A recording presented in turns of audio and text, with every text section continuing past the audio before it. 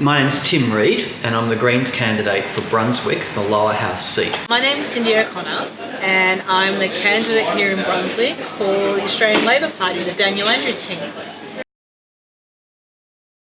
Rents have gone out of control in Brunswick, but in fact across much of Melbourne. And so we've announced a policy to cap rental increases at the average inflation rate of 2.5% per year. So that will allow landlords to increase rent, but no more than the average inflation rate. And that will stop some of the exorbitant rental increases that we've seen. So that should bring some sense of control to the market. Secondly, we need to increase supply. And there are apartment towers going up every 6 months just in Lygon Street where we're sitting right now. Some of these are quite large, and so we can mandate a percentage of those should include public and other affordable housing. So the percentage we've suggested is for apartment towers above 100 apartments that should be 30%, with a reduction if it's say 15 to 100 apartments and so on. Finally, we've also got a costed plan to build more public housing. And we've got sort of two programs, one which would build 40,000 public housing units over 6 years, and another which would build an additional 40,000 community and other affordable housing. So increasing supply is another part of the housing affordability equation. We're having lots of young people come and talk to us about wanting to be able to rent in Brunswick, and we're making sure that rental is fair. So we're improving that by regulating that so that people have a better say. You're young adults, you're working, you're paying your rent on time, you need to have proper lease and to be able to make it your home. About 3 years ago, a cyclist was killed when the door of a parked car opened and knocked him under the path of a truck that was following him. And so while this is an uncommon incident, there are lots of lower level injuries and accidents that occur, not just on Sydney Road, but also on the upfield shared bike pedestrian path, where often fast moving bike commuters are whizzing past pedestrians and people walking into the train stations. And if you look at, say, Brunswick Station or Anstey Station, the bikes have less than a metre in each direction to share with the pedestrians. There are ridiculously unsafe bottlenecks there. 1,200 bikes in a typical peak hour morning whizzing down to the city. So it's already over capacity there. Now they've blocked and diverted it at a construction site at Jules Station, and that's going to happen further north with level crossing removals. More and more cyclists are on Sydney Road in an unsafe environment where all we got in terms of safety improvements was a bit more paint on the road at various lights and a couple of car parks removed.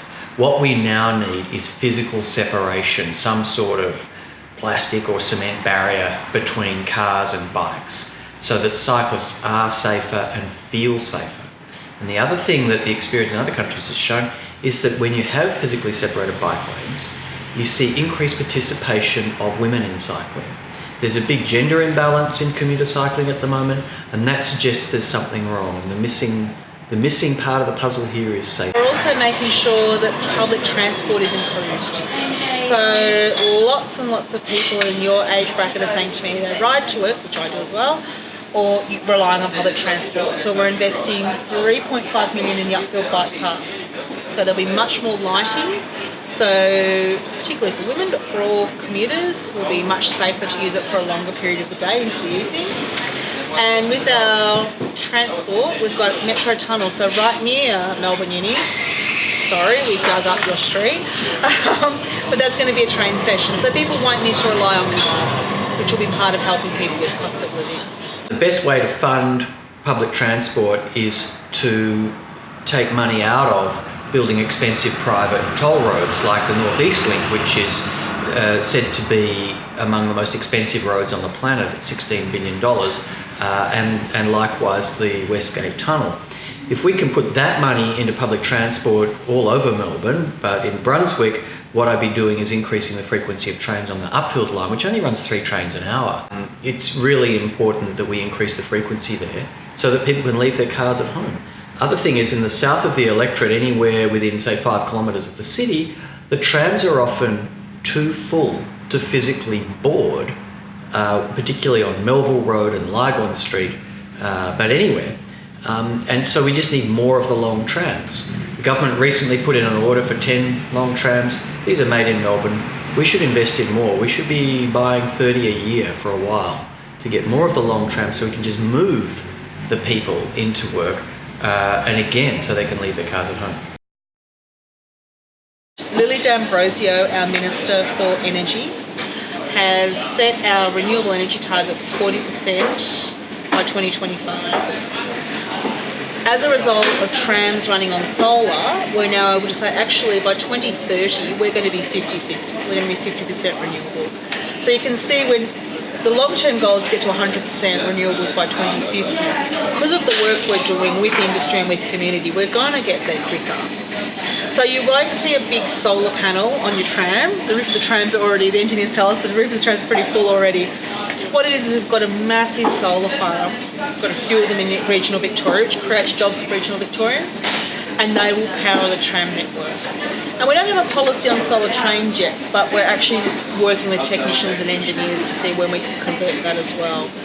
So you can feel very, very good when you get on a tram because you're not damaging the environment. It's good for you, it's good for the environment to be running off solar absolutely by January 2019. People are asking me about solar homes, panels, batteries. So we've said now that renters can have access. So by agreement between the landlord and the renter, you'll be able to have a solar home.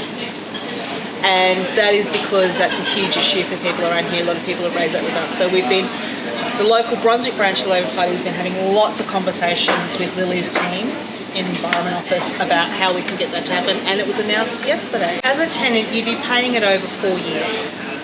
If you don't continue your lease in that time, then it's advertised as a condition of the lease to whoever comes in next. So if your lease comes up and you're moving, you can look through the tenancy agreement and see if it's a solar home, and you know that you'll be paying it. Plus, it's not as a student household, you'd have to find $250, for instance, per year in one hit. It'll be each month. So it'll be regulated in such a way that you'll know what the costs are each month, and at the same time your energy bill is going to be decreasing because you're going off the grid. So you'll end up better off.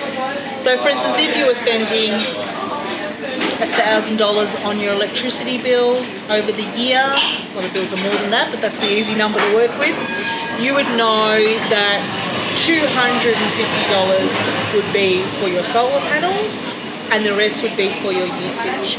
But you'd already be ahead because you're no longer off the grid. So that's the real benefit of it. Victoria is burning somewhere around 900,000 to 1 million tonnes of coal per week. You don't hear much about it, and Labor's not doing anything to reduce that.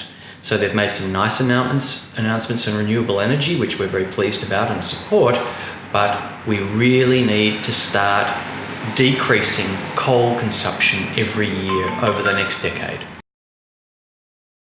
There's a range of options, but if they need our votes in Parliament, we look forward to collaborating with them.